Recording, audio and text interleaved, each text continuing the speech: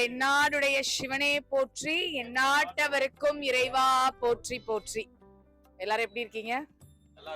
ஆமா, காலையில 4 நாளாவே காலையில 4 மணிக்கு எந்திரிங்க. சார் சொல்ற மாதிரி ஒரே பரேடா 4 மணிக்கு எந்திரிங்க, 5 மணிக்கு எந்திரிங்க அப்படின்னு.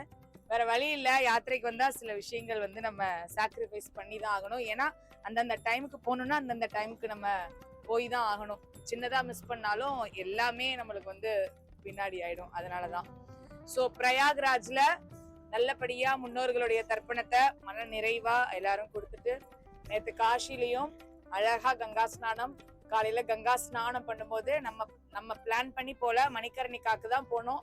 கரெக்டா நம்ம போட் நிக்கிற இடத்துலயே சிவலிங்கம், அழகா சிவனை ஆற தழுவிக்கிட்டே கங்கா ஸ்நானம் பண்ணோம். கேதாரேஸ்வரரை போய் பிரார்த்தனை பண்ணோம். கேதாரேஸ்வரருக்கு அபிஷேகம் பண்ணீங்க.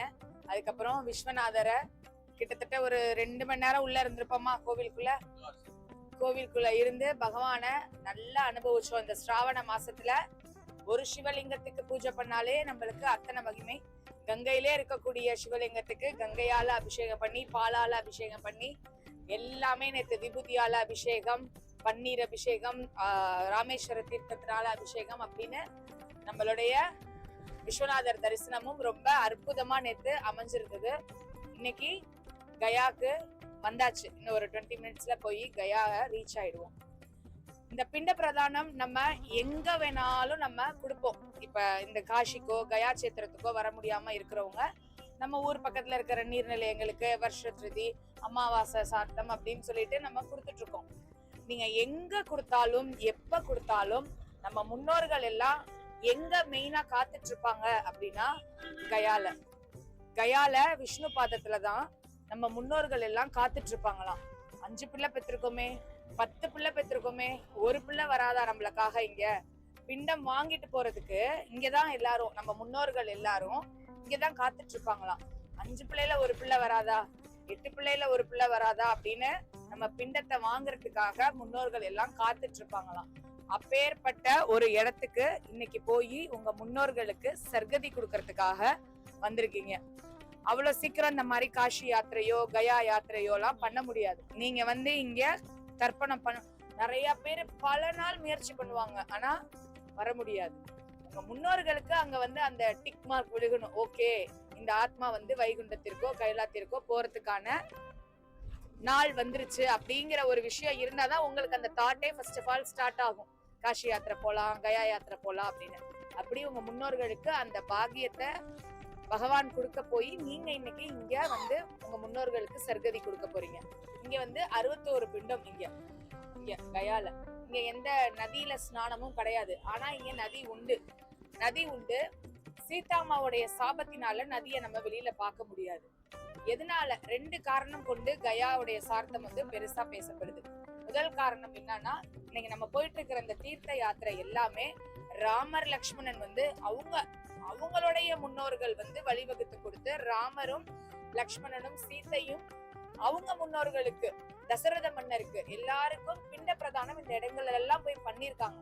அவங்க வழி கொண்டேதான் நம்ம இன்னைக்கு இந்த இடங்களுக்கெல்லாம் பயணம் பண்ணிக்கிட்டு இருக்கோம். அப்படி ஒரு காலத்துல கயால ராமர் வனவாசத்தின் போது, ஒரு காலத்துல கயால ராமர் சீதா எல்லாரும் இருக்கும்போது, இந்த இடத்துல இருக்கும்போது தசரத மன்னருக்கு திருதி காலமும் வருது. அப்ப தர்ப்பணத்துக்கு ரெடி ஆகுறாங்க. அந்த பிண்ட பிரதானம் கொடுக்கறதுக்கு ரெடி ஆகும் போது ஏதோ ஒரு பாகம், அவள் பாகமோ ஏதோ ஒண்ணு இல்ல. அப்ப ராமரும் லக்ஷ்மணனும் அந்த பதார்த்தத்தை எடுக்கிறதுக்காக போகும்போது சீதாமா இருக்காங்க. அப்ப சீதாமா முன்னாடி தசரத மன்னர் வந்து தோன்றிட்டு எனக்கு பசி வருது, நீ குடு பிண்டம் அப்படின்னு சொல்லி கேக்குறாரு. கேட்டோடனே இது நம்ம தர்மத்திலே இல்லையே, எப்படி ஒரு கணவன் இருக்கிற பெண்மணி வந்து எப்படி பிண்டம் கொடுக்க முடியும், எப்படி எள்ளும் தண்ணியும் கொடுக்க முடியும், அது நம்ம தர்மத்துல இல்லையே அப்படின்னோடனே, நான் கேக்குறேன்ல நீ குடு அப்படின்னு சொல்லி தசரத மன்னர் கேக்குறாரு. கேட்டோடனே சீதாமாவும் கொடுத்துடுறாங்க. அவரும் சாப்பிட்டுட்டு ஆசீர்வாதம் பண்ணிட்டு கிளம்பிடுறாரு. அப்ப சீதாமா பிண்ட பிரதானம் கொடுக்கும் போது அங்க யார் யார் இருக்கா அப்படின்னா, துளசி, பசுமாடு, பிராமணர், கங்கை, அட்சேவடம், இது 5 இருக்கு. ராமர் வராரு. வந்தோடனே பிண்ட பிரதானத்துக்கு ஏற்படும். அப்ப ராமர் வந்து ஏற்பாடு பண்ணுங்க அப்படின்னு சொல்லும் போது சீதாமா சொல்றாங்க, ஆல்ரெடி நான் வந்து கொடுத்துட்டேன், வந்தாங்க, மன்னர் வந்தாரு, நான் கொடுத்துட்டேன் அப்படின்னு.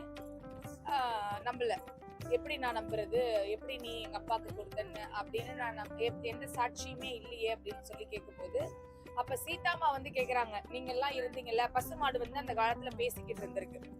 அப்ப நீங்க எல்லாம் இருந்தீங்கல்ல, பிராமணர் இருந்தீங்கல்ல, சாட்சி சொல்லுங்கன்னு யாருமே சாட்சி சொல்லலையா. அப்ப சீதாமா வந்து யாரும் சாட்சி சொல்லாத காரணத்தினால பசுமாட்டுக்கு வந்து அட்சயவடம், அதனாலதான் அட்சயவடத்துல பிண்டம் வைக்கிறோம். அப்ப சீதாமா வந்து சொல்லும் போது பசுமாடு கிட்ட வந்து சொல்றாங்க, நீ வந்து கண் கூட பார்த்து நீ சாட்சி சொல்ல மறுத்த காரணத்தினால இனிமேல் உனக்கு மங்களம் ஃபுல்லா பின்பகுதியில தான், அதனாலதான் நம்ம மாடை வந்து பின்னாடி வந்து நம்ம தொட்டு கும்பிடுறோம்.